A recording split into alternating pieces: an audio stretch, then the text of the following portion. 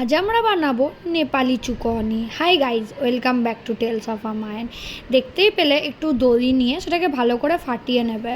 তারপরে পেঁয়াজ, আলু সেদ্ধ, ধনে পাতা, লঙ্কা আর একটু অল্প আদা নিয়েছিলাম, ওগুলো কেটে রেখে সেগুলো তারপরে দইয়ের মধ্যে মিশিয়ে ফেলবে। ভালো করে মিশিয়ে নিয়ে ওটার মধ্যে একটু নুন, অল্প লঙ্কা গুঁড়ো দিয়েছিলাম, একটু আমচুর পাউডার, আর তোমাদের কাছে ভাজা মশলা যদি থাকে সেটা বা গরম মশলা যা হোক তোমাদের নিয়মিত স্পাইসেস দিতে পারো।